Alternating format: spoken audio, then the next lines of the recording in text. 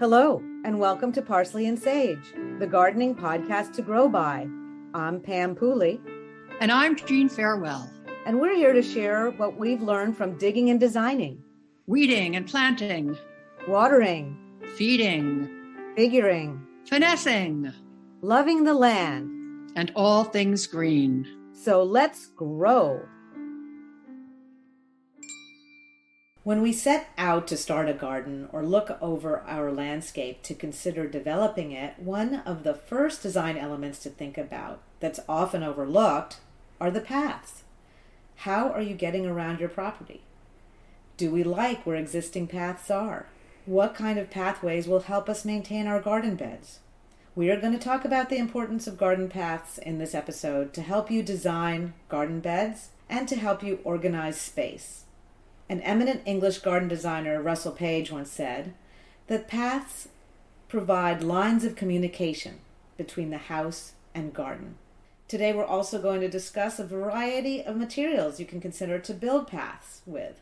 Interestingly, in Japanese culture, when the paths are put in, they come last in the belief that individuals will form the path as they move around the property or park. And this, in fact, can inform us on our own landscapes when determining paths. That is, being aware of how you move around your property. And I think you have to be very clear about the purpose of your path.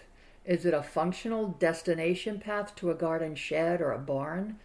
If that's the case, it should be fairly direct.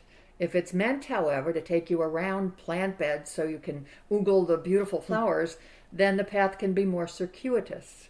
Sometimes it's both, and you have to find a happy medium. I installed a path to the patio recently that was rather wiggly, and ultimately I had to make it more of a gentle curve because the purpose of the path was to access the patio. And that meant pruning back some shrubs that had kind of dictated a sharper curvature. But Pam, don't you find paths inviting? When I see a lawn, I don't exactly jump at the opportunity to cross it. But show me a path, especially one with twists and turns that's engulfed in plants, and I am on it. Oh, you're so right, Jeanne. Paths beckon us. But sometimes we inherit paths from previous property owners that just don't work for us. When we moved into our house, we tended to pull in the driveway and come into the back door, but there was no path either in the front or the back to give a visitor the cue where to go.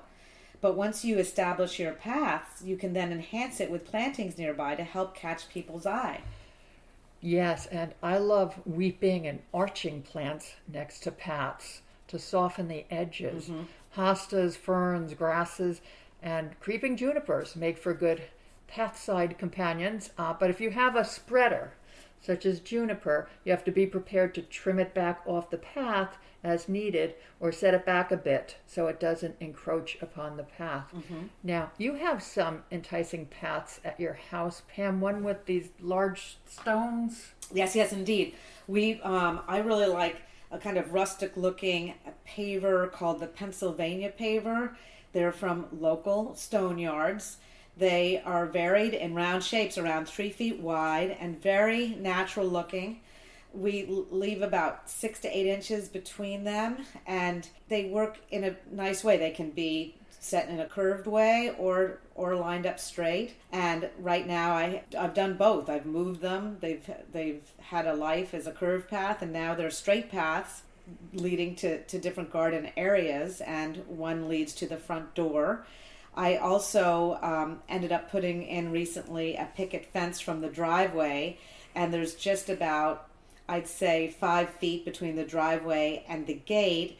We had some leftover bluestone, about 4 feet by 2 feet, left from patio work, and we used these big bluestone pavers to make that short path from the driveway to the gate, and we separated it by more space with like a foot of grass and like lawn turf. And it's interesting, the difference in the look. It's much more contemporary looking. Yes, I love your paths, Pam. We moved into an old house and we had to work with what was there, which was both natural stone in the courtyard and bluestone on a front path. I myself love red weathered brick paths for older homes, but red brick would have clashed with the gray of the stone. So we installed gray pavers, which come in different sizes, square and rectangular. And they match our stone walls as well, and they're now aged with moss and have little creeping plants in the cracks. You can do random placement, or there are designs, herringbone designs and basket weave designs, so all sorts of possibilities for patterns with pavers. I myself tend to avoid mixing materials. I know some people mix river stones with brick, and some like to create sort of an eye-catching ground art with paths. But you have to be careful not to distract from the plants. So Pam, you're developing the design for a garden. What comes first, the plants or the path? Well, great question. And anytime I design a new flower bed or a mixed border, I always consider the path first, because I had to figure out, how will I walk through this garden? How will the viewer get the most impact? And how will I weed and maintain it? I made a very small garden in Ireland with a friend. The garden was right out the back door. It was a very small row house, and it was only going to be 50 feet long by 12 feet wide. And the path would lead right to a small shed at the end. And therefore, on each side of the path, the flower beds that would include shrubs, even small trees, would be placed, so that the shape of the beds would be determined by that path. So did you make it a straight path or a curved path? Well, that was just the question, and my friend wanted it to be curved, so that made it easy for me. Then we made the path out of square blue stones, a very short curved path, but it looked very elegant. In fact, listeners can see a photo on our website at www.parsleyandsagepodcast.com, or our Instagram site, Parsley and Sage Podcast, to see what that ultimately looked like. The rationale for a curved path was to intentionally slow down the garden visitor, look where she was walking, and notice the plantings. A curved path in a longer garden can actually add an element of surprise when you round a bend. That's right. And it's not a one-time surprise either, because the path plantings change throughout the seasons. You have spent flowers that disappear, new flowers show up, leaves turn different colors, and then everything in the winter is reduced to sticks and canes with a coating of glassy ice and frost. So it's constantly changing. It's not static. But talk about straight paths, Pam. Well, a straight path, it can look quite formal, and I actually love that look. The linear axis. For example, beds can be cut on each side, and everything looks very symmetrical. And that look really dates back for centuries. Paths from the Middle East, Northern Africa to Europe had lined up paths. And of course, you can see that in artwork, paintings, tapestries, carpets. There's a sense of power and grandeur to the straight path. Yes, and there's the idea of the rational. You're trying to impose a rational order on an irrational world. But what if you like both the formality and the informality? I've seen some gardens in England that have the formal straight axis, the formal path, very straight, and they also have clipped boxwood or topiary, so they have all those formal elements.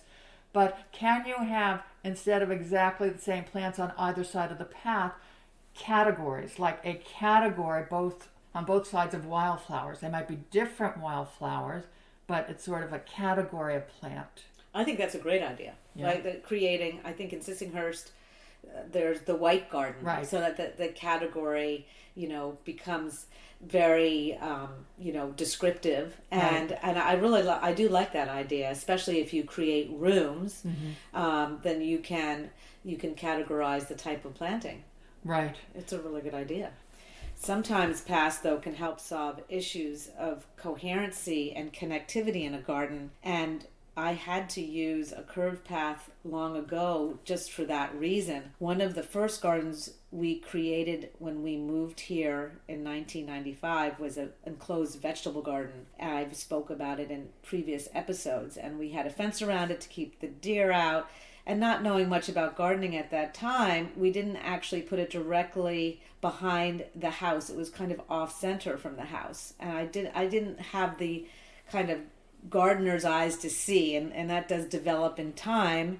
It was later on that I noticed, after we created a patio out the back that aligned directly with the house, that the enclosed fence in the distance was just annoyingly off center. So in that case, I used the curved path. That's when I used those big Pennsylvania pavers from the center of the back patio to the gate of the enclosed fence garden, and it naturally created beds on each side, that little bed islands. I put two on one side and one on the other side of this curved path, because the eye tends to like things in odds. And it really worked. It made the enclosed garden look like a destination. That's an excellent solution to a thorny problem. I'm glad you didn't have to move the fence.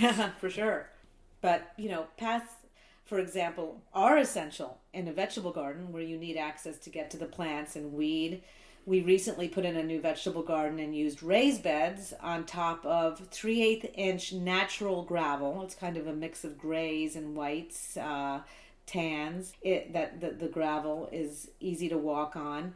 And in a vegetable garden, you usually use straight paths and at least keep 2 feet on each side so that you can walk through. But many of us bring wheelbarrows into our vegetable garden beds, so we should consider the width of our wheelbarrow, at least through a central path. And sometimes you think that, just plop the gravel down on soil or grass, but I always put down some landscape paper so that the weeds won't come through the gravel. You don't see it because the gravel ultimately covers it, and it looks quite stunning with gravel. Landscape paper, you mean weed block? Yes, some people do call it weed block.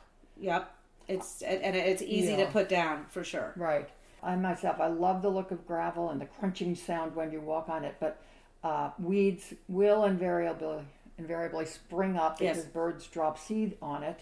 And then the weed fabrics, they do decay, they have to be replaced, or sometimes they just get ripped and they resurface. So they do take a little maintenance.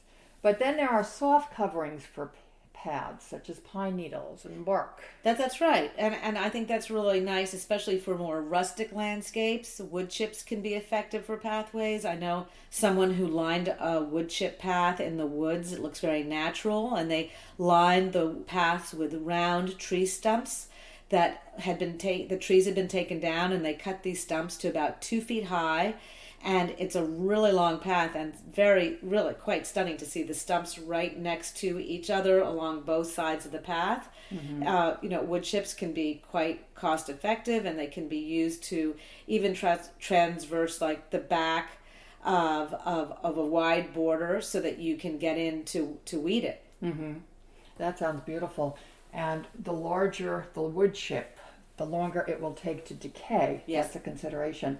But you do have to be careful where the wood chips come from. True. Because in some states, they harbor these horrible jumping worms that eat everything in sight, as if we didn't have enough to battle in the garden.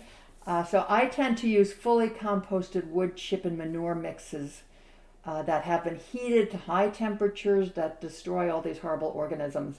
So speaking of wood chips, I've seen chips used on a lot of people's woodland paths, but wood chips do disintegrate and have to be replaced. So we have a forest full of path, but there's no reason for wood chips because our hiking shoes are constantly packing down the dirt so the trails are clear and solid. But our paths are steep, and wood chips would get washed down anyway. They do not last on slopes. That's right. Yeah, slopes are a different story, and slopes usually mean steps. Yes. Some kind of terracing in some cases. So, do you actually start every garden design with the sighting of the path, Pam? In fact, I do, Jean. It's an easy rule of thumb, and once you have the paths, your beds can fall right into place. right into place. I don't think that phrase is in my gardening vocabulary. Well, Pam, I'm going to be even more vigilant in eyeballing people's paths because they are the backbone and we should learn to look at them critically. Thanks for the tips. Back to the garden? You bet. Let's go.